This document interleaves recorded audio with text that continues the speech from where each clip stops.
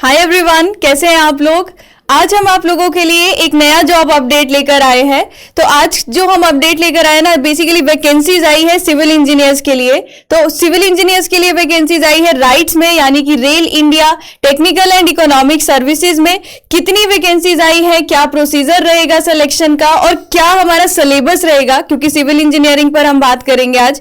तो और फॉर्म को फिल करने का लास्ट डेट क्या है, क्या एज क्राइटेरिया है, इन सारी बातों पर हम आज के सेशन में डिस्कस करेंगे। तो आगे शुभम सर कंटिन्यू करेंगे कि कितनी पोस्ट आई है, तो थोड़ा सा उसके बारे में बताइए सर। जी मैम, राइट्स के अंदर जो वैकेंसीज आई है, पहले राइट्स की थोड़ी सी बात कर लेते हैं। राइट्स एक मिनी रत्ना कंपनी है जिसमें एक पब्लिक सेक्टर ही है, एक तरीके से पब्लिक सेक्टर यूनिट है जो इंडिविजुअल वैकेंसीज निकालता है अपनी हर साल।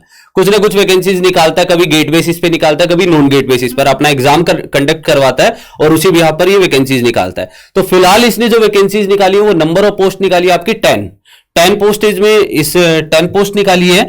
इसके अकॉर्डिंग इसने कुछ और भी चीजें दी है, जैसे इसने एज क्राइटेरिया की अगर बात करें तो एज क्राइटेरिया जो कंसीडर कर रहा है 1 Feb से कंसीडर कर रहा है। कब से कंसीडर कर रहा है? 1 Feb 2023 तक आपका एज क्राइटेरिया कंसीडर होगा। और उसके अकॉर्डिंग जो कट ऑफ, जो कैलकुलेशन ऑफ एज है वो 32 ईयर्स होनी चाहिए। आपकी मैक्सिमम जो एज है वो 32 ईयर से अबव है, तो आप इसमें अप्लाई नहीं कर सकते हैं। तो अब इसकी एजुकेशनल क्वालिफिकेशन की बात करते हैं। देखिए, क्वालिफिकेशन जो यहाँ पर रिक्वायरमेंट है that is full time bachelor's degree in civil engineering. तो जिसने भी आपने बीटेक कर रखा है आप सब एलिजिबल है। और यहाँ पर एक और चीज यहाँ पर रिक्वायर है कि 2 साल का मिनिमम एक्सपीरियंस रिक्वायर है। So candidate should have post qualification experience जो 2 साल का होना चाहिए। कहां पर? On the field of construction supervision. तो ये बहुत ही इंपॉर्टेंट चीज है। अगर आपने बीटेक किया है लेकिन अगर 2 साल का एक्सपीरियंस है तभी आप इस पोस्ट के लिए एलिजिबल होंगे। और एज की बात सर ने आपके साथ की। सर इसके आगे भी बताइए कुछ इंपॉर्टेंट पॉइंट्स। जी मैम, इसके बाद में अगर हम बात करते हैं तो इसके अंदर जो आपकी डिग्री हो रखी होगी उसके अंदर आपको जो मिनिमम मार्क्स रिक्वायर्ड होंगे वो दे रखा है इसने क्वालिफिकेशन में। 60% मार्क्स रिक्वायर्ड होंगे। मतलब आपकी जो डिग्री है वो फर्स्ट क्लास से होनी चाहिए, ठीक है। इसके बाद में अगर ये जो 60% का क्राइटेरिया है ये यूआर एंड ईडब्ल्यूएस के लिए, और अदर जो कैटेगरीज है उनके लिए जो क्राइटेरिया है वो इन्होंने यहां पर 50% दे रखा है, ठीक है। अब इसके बाद हम बात करते हैं सिलेक्शन प्रोसेस की। मैम, इन्होंने सिलेक्शन प्रोसेस का जो बेसिक दिया है, आपका जो एक्सपीरियंस है वो 5% ये काउंट करेंगे। मतलब 2 इयर्स है उसके अकॉर्डिंग ये क्या करेंगे, इसको 5% में काउंट कर लेंगे। रिमेनिंग 60% है वो रिटन टेस्ट में लेंगे, और जो रिमेनिंग 35% रह जाएगा इसका वो सारा का सारा किस में लेंगे? इंटरव्यू के अंदर। इंटरव्यू को 2 पार्ट में डिवाइड कर दिया गया, टेक्निकल एंड प्रोफेशनल में, प्रोफिशिएंसी में, जिसमें आपका इंटरव्यू जो पूछा जाएगा टेक्निकल या प्रोफेशनल जो भी क्वेश्चंस होंगे उनसे रिलेटेड 25%, और आपकी जो पर्सनैलिटी है, जो जैसा आप दिखते हो, आप बोलते हो, आपका बोलने का तरीका है, ये सारे आपके डिसाइड करेंगे। 10% मार्क्स डिसाइड करेंगे। अब इसके बाद में ये तो अब हम यहाँ पर बात करते हैं कि जब आपका रिटन टेस्ट होगा और जो इंटरव्यू होगा वो क्वालिफाई करने के लिए मिनिमम परसेंटेज कितनी रिक्वायर है। तो यहाँ साफ साफ मेंशन है कि मिनिमम 50% मार्क्स फॉर अनरिजर्व्ड और ईडब्ल्यूएस कैटेगरी और 45% फॉर SC/ST। आपका जो रिटन टेस्ट होगा ना उसमें मिनिमम इतना परसेंट आपको लाना होगा, और जो इंटरव्यू होगा उसमें अनरिजर्व्ड कैटेगरी के लिए 60% है और 50% है फॉर SC/ST। तो इस बात का ध्यान रखना। और साथ ही साथ अगर हम यहाँ पर बात करें तो 125 ऑब्जेक्टिव टाइप क्वेश्चंस होंगे, और आपको जो टाइम दिया जाएगा वो 2.5 घंटे का होगा। और यहाँ पर कोई भी नेगेटिव मार्किंग नहीं है जो आपका एग्जाम का पैटर्न है, ठीक है। अब हम यहाँ पर सर शायद थोड़ा बात करते हैं कि सिलेबस क्या रहेगा, क्योंकि सिविल इंजीनियरिंग की पोस्ट आई है। और तो सिलेबस पर जाते हैं क्योंकि सिलेबस देखना बहुत जरूरी है। तो बिल्कुल ये इनका जो अपॉइंटमेंट पीरियड रहेगा वो, हाँ, इसमें जो प्रोबेशन जो आपका पीरियड रहेगा आफ्टर सिलेक्शन उसकी बात करें तो वो 1 ईयर का रहेगा। उसके बाद आपको इंडिया के अंदर कहीं भी जहां कंपनी को रिक्वायर्ड होगा वहां आपको पोस्टिंग दे दी जाएगी। इसके बाद सिलेबस पे थोड़ा सा बात करते हैं। देखिए ये यहाँ पर सिलेबस से पहले, चलो पहले सिलेबस पर आते हैं, उसके बाद हम लोग फीस पर आएंगे। तो सिलेबस में ना सर्वेइंग सब्जेक्ट जो है वो बहुत ज्यादा दे रखा है। मतलब जनरली हम बेसिक सर्वे तो पढ़ते ही हैं, इसके अलावा जैसे हाइड्रोग्राफिक सर्वे हो गया, आपका फोटोग्रामेट्री वाला पार्ट है, वो भी यहाँ पर पूछा जा रहा है। अगर यहाँ पर देखेंगे ना आप, देखो ये आपके पास जो मतलब GIS वाला पार्ट है, GPS वाला पार्ट है, जो जनरली ज्यादातर जो आपके AE और JEE के एग्जाम्स होते हैं उसमें ये सर ये वाला पार्ट नहीं रहता है सर्वेइंग का ना। हाँ, बहुत कम रहता है, तो इसमें वो चीज भी पूछी है। और देखो हाइड्रोग्राफिक सर्वे भी पूछा हुआ है।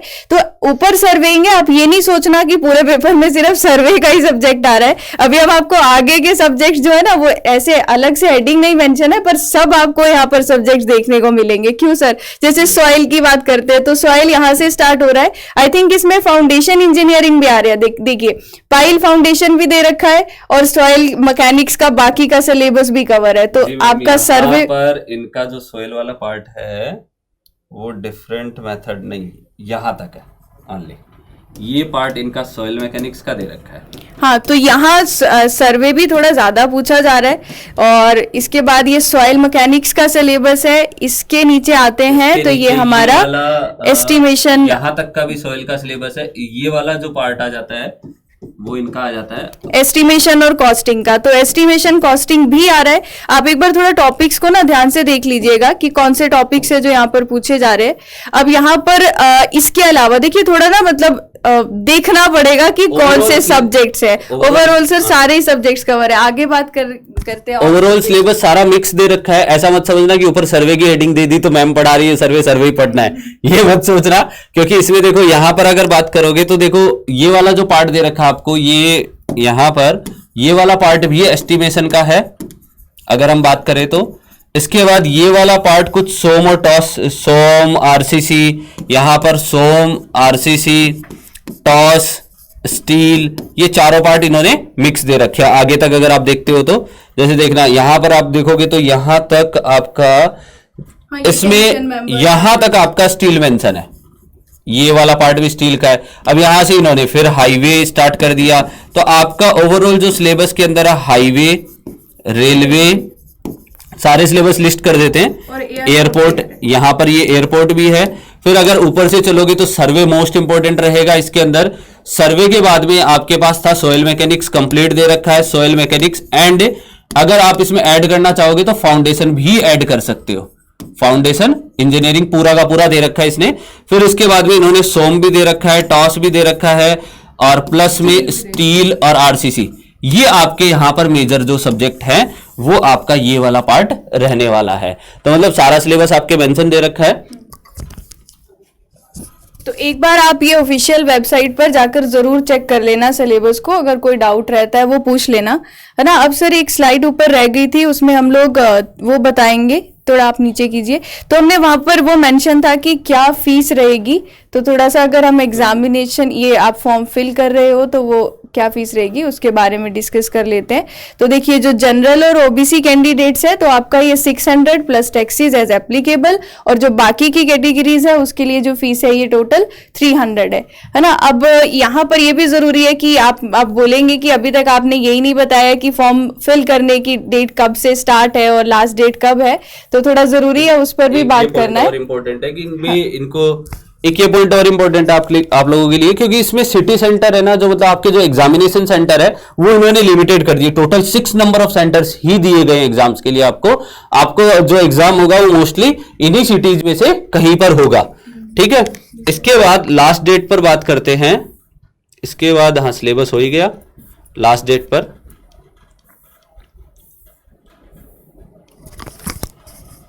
देखिए यहाँ पर मेंशन है इंपॉर्टेंट डेट्स में कि आपका जो सबमिशन ऑफ ऑनलाइन एप्लीकेशन, तो ये है 15 फरवरी से जो आपका ये स्टार्ट होगा, और last date of submission is 13 March. तो 13 मार्च लास्ट डेट रहेगा।